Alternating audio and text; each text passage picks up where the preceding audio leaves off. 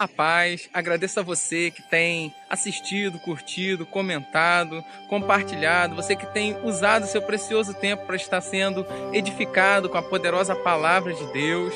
Concluiremos com uma mensagem impactante que abençoou muito a minha vida e eu tenho certeza que estará abençoando a sua vida também.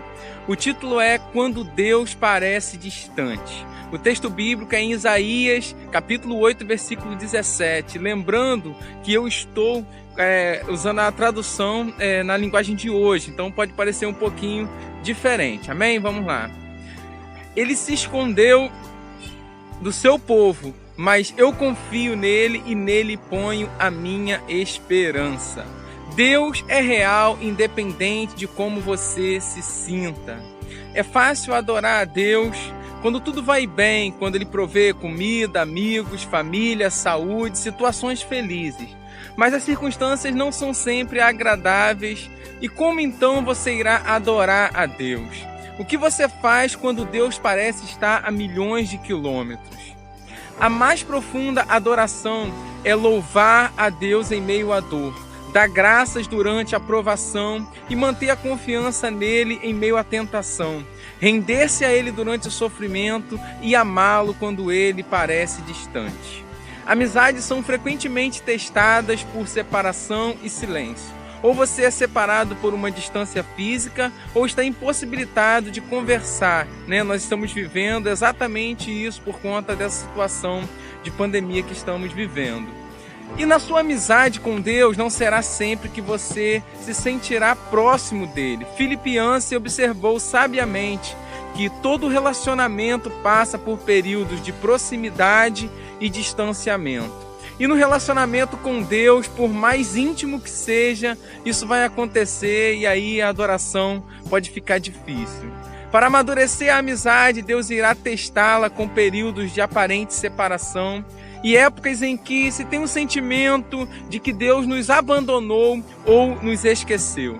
Tem-se a impressão de que Deus está a quilômetros de distância. João da Cruz se referiu a esses dias de seca espiritual, dúvida e distanciamento de Deus como a noite escura da alma.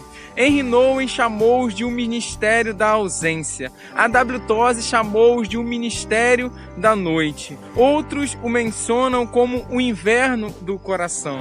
Com exceção de Jesus, Davi foi provavelmente quem teve uma amizade mais íntima com Deus do que qualquer outra pessoa. Deus teve prazer em chamá-lo um homem segundo o meu coração. Apesar disso, Davi frequentemente reclamava da sua aparente ausência ali de Deus. Ele dizia: por que, Senhor, tu permaneces afastado na hora do sofrimento? Por que escondes de mim? Por que me abandonaste? Por que está tão longe de salvar-me? Tão longe dos meus gritos de angústia? Por que me rejeitaste? Vemos isso em muitos salmos. E é óbvio que Deus não abandonou realmente Davi, assim como não abandona você. Ele prometeu várias vezes, Eu jamais o abandonarei ou rejeitarei. Você vê essas promessas em Deuteronômio 31:8, em Salmo 37:28, João 14, do 16 ao 18, Hebreus 13:5. Mas Deus nunca prometeu que você sempre sentiria a sua presença. Aliás, Deus reconhece que algumas vezes esconde a sua face de nós. Existem momentos em que Ele parece ter desaparecido da nossa vida sem deixar pistas. Certo dia você acorda e percebe que todas as suas sensações de comunhão espiritual se foram. Você ora e nada acontece. Você repreende o diabo, mas isso não muda nada. Você faz exercícios espirituais, seus amigos oram por você. Você confessa cada pecado que consegue imaginar. E então sai por aí pedindo perdão a todos que conhece. Você jejua e nada ainda. Você então começa a se perguntar quanto tempo essa depressão espiritual irá durar. Semanas, meses, será que vai acabar? Você tem a impressão de que suas orações simplesmente batem no teto e volta. E em absoluto desespero você grita: qual é o meu problema? A verdade é que não há nada de errado com você. Trata-se de uma parte normal da aprovação e amadurecimento de sua amizade com Deus. Todo cristão passa por isso ao menos uma vez e normalmente várias vezes na vida. É doloroso, perturbador, mas é absolutamente vital para o desenvolvimento da sua fé. Ter conhecimento disso deu esperança a Jó quando não podia sentir a presença de Deus em sua vida. Ele falou: se vou para o Oriente, lá ele não está. Se vou para o Ocidente, não o encontro. Quando está em ação no Norte, não o enxergo. Quando vai para o Sul, nem sombra dele eu vejo. Mas ele conhece o caminho onde ando. Se me puser à prova, aparecerei como ouro. Jó 23:8. Quando Deus parece distante, você pode pensar que Ele está zangado ou punindo você por algum pecado.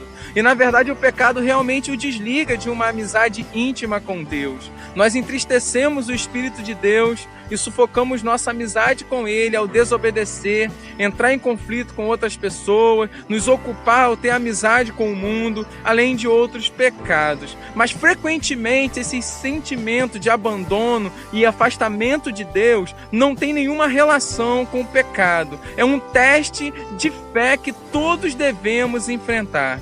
Eu te pergunto, será que você continuará a amar, confiar e obedecer e adorar a Deus mesmo quando não sente a sua presença, nem a evidência visível da ação divina em sua vida? Nos dias de hoje, o erro mais comum que os cristãos cometem ao adorar é buscar uma experiência em vez de buscar a Deus. Eles buscam sensações e, se elas acontecem, concluem que foram bem-sucedidos em adorar. Mas isso é errado. Na realidade, Deus, em geral, Ele afasta as nossas sensações para não dependermos delas. Buscar uma sensação, mesmo uma sensação de proximidade com Cristo, não é adoração. Quando você é um cristão novo na fé, Deus te dá muitas emoções e frequentemente responde às orações mais imaturas e egoístas, tudo para que você saiba que Ele existe. Mas à medida que você crescer na fé, Ele irá emancipá-lo dessa dependência. A onipresença de Deus e a manifestação de sua presença são coisas diferentes. Eu vou repetir: a onipresença de Deus e a manifestação da presença de Deus são coisas diferentes. Então Deus está sempre presente, mesmo que você não perceba a sua presença. E sua presença é muito profunda para ser medida por uma mera emoção. Sim, Ele quer que você o busque e sinta a sua presença, porém Ele está mais interessado que você confie e não tanto que o sinta. Fé e não sentimento agrada a Deus. As situações que mais põem à prova a nossa fé são aquelas em que as coisas desandam e Deus não pode ser achado. Isso aconteceu com Jó. Em um único dia ele perdeu tudo, sua família, seus negócios, sua saúde, tudo o que possuía. E o pior, durante 37 capítulos Deus não disse nada a Jó. Como louvar a Deus quando você não compreende o que está acontecendo na sua vida e Deus está em silêncio? Como permanecer em comunhão em meio a uma crise e sem nenhum contato? Como manter os olhos em Jesus quando eles estão cheios de lágrimas? Você faz o que fez Jó, no capítulo 1, versículo 20 e 21. Então Jó se levantou e rasgou o seu manto e rapou a sua cabeça e se lançou em terra e adorou e disse: nu saí do ventre da minha mãe e nu tornarei para lá. O Senhor deu, o Senhor tomou. Bendito seja o nome do Senhor. Diga a Deus exatamente como você se sente. Derrame seu coração perante Ele. Descarregue todos os seus sentimentos. Jó fez isso quando disse: por isso não posso ficar calado. Estou aflito, tenho que falar. Preciso me queixar, pois o meu coração está cheio de amargura. Quando Deus lhe pareceu distante, ele clamou: como tenho saudade dos dias do meu vigor, quando a amizade de Deus abençoava a minha casa. Você vê isso lá em Jó 29:4. Deus pode lidar com suas incertezas, sua raiva, seu sofrimento, as suas angústias.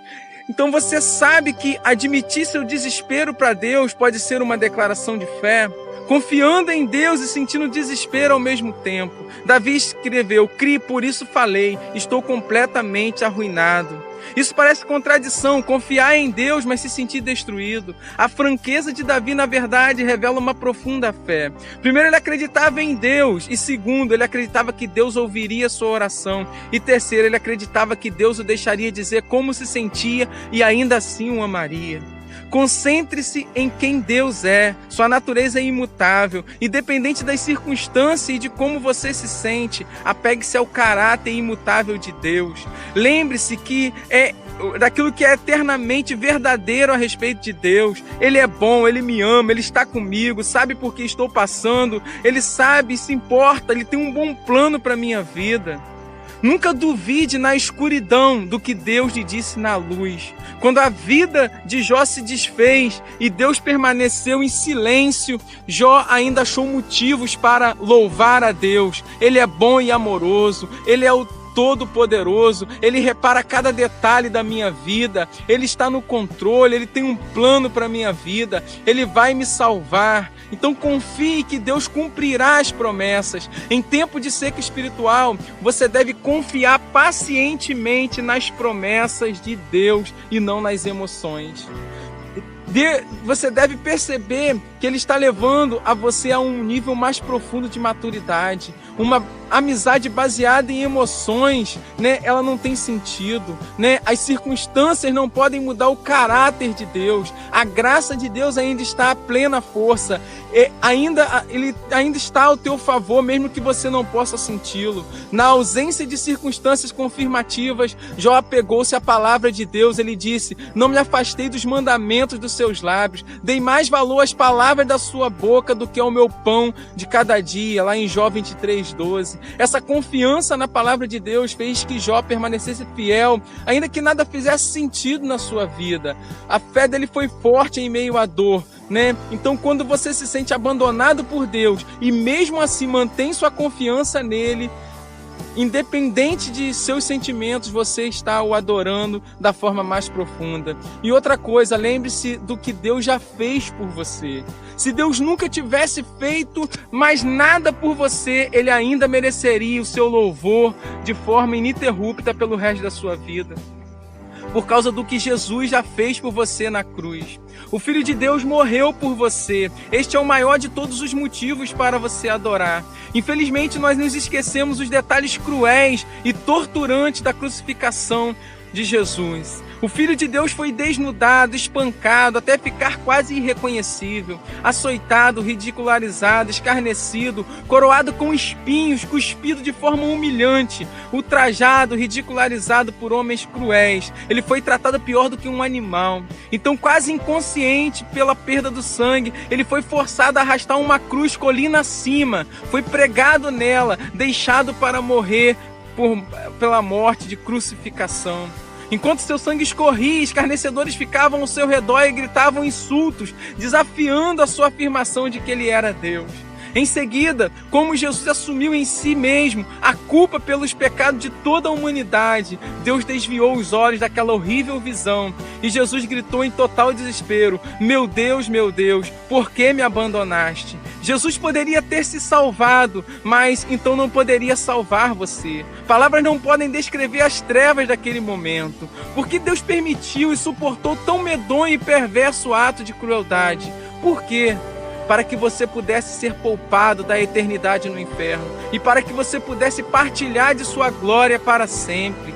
Em Cristo não havia pecado, mas Deus colocou sobre Cristo a culpa dos nossos pecados, para que nós, em união com Ele, vivamos de acordo com a vontade de Deus. Jesus desistiu de todas as coisas para que você pudesse ter todas as coisas. Ele morreu para que você pudesse viver para sempre. Somente isso já vale o seu agradecimento e louvor para o resto da sua vida. Você nunca mais deveria se perguntar por que motivo deveria ser grato. Então, essa é a ministração. Então, que Deus venha assim abençoar a tua vida. Fique na paz.